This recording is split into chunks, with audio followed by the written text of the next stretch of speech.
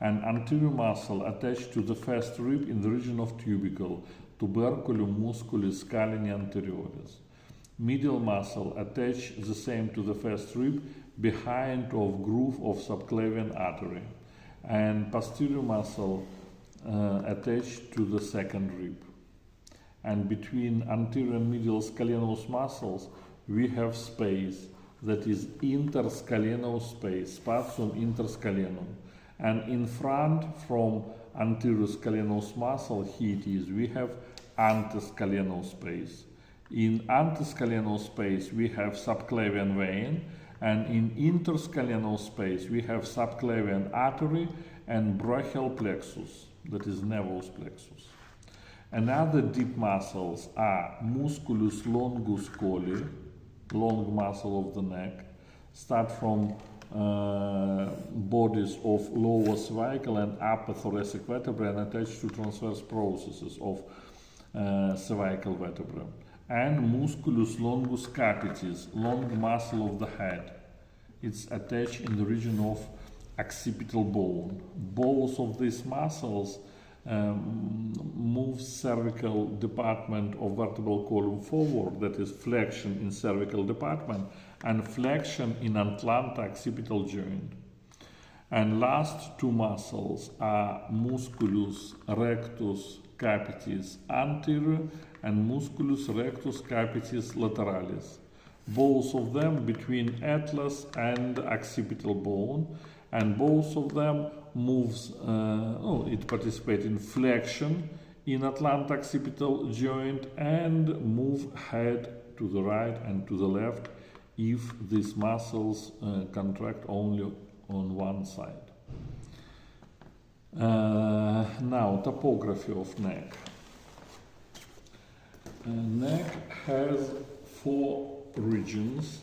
Regio cervicalis anterior, that is everything what is in front from sternocleidomastoid muscle, whole this region of the neck, that is anterior. Then between sternocleidomastoid and trapezius muscle, this region, that is lateral region of the neck. In projection of trapezius muscle we speak about posterior region of the neck. And in projection of sternocleidomastoid muscle we speak about regio sternocleidomastoidea. One again, anterior region, regio sternocleidomastoidea, lateral region, and posterior region. And two regions, lateral and anterior, subdivides into triangles. In lateral region we have two triangles, omoclavicular triangle, trigonum omoclaviculare, between omohyoid, clavicle and sternocleidomastoid muscle. Then omotrapezius triangle, trigonum omotrapezoidum, inferiorly omohyoid muscle, posteriorly trapezius muscle, anteriorly sternocleidomastoid muscle. In anterior region, trigonum omotracheale, omohyoid muscle posteriorly, larynx and trachea anteriorly, and inferiorly, that is sternocleidomastoid muscle. Carotid triangle, trigonum caroticum, anteriorly omohyoid muscle, superiorly, that is venter posterior of digastric muscle, and posteriorly sternocleidomastoid muscle. Submandibular triangle, trigonum submandibulare, between mandible and digastric muscle, and inside of this submandibular triangle we have lesser triangle, that is lingual triangle, or Pyragov's triangle, that is anteriorly mylohyoid muscle, inferiorly posterior belly of digastric muscle, and superiorly, here it is absent, should be hypoglossal nerve, nervus hypoglossus, 12th cranial nerve.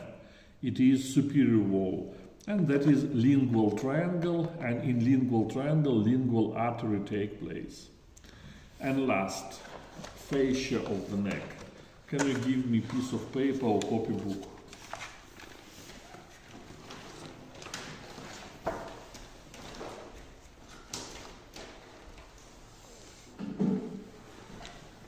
Give me your copybook. Thank you.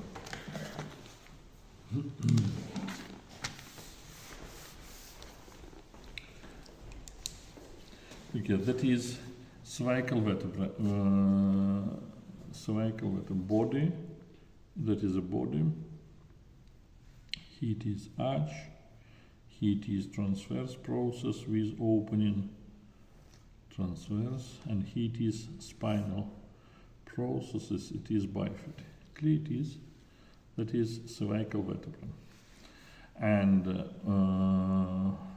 most superficial fascia of the neck, that is fascia colli superficialis. Fascia colli superficialis.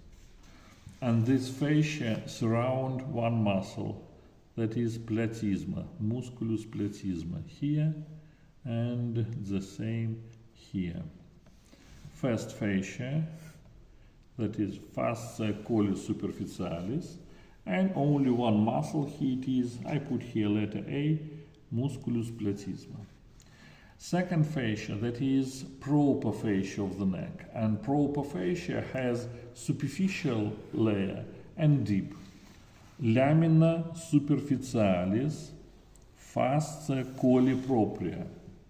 This superficial layer fused with transverse process, and it fused with the spinous process. With the spinous process. That is number 2, lamina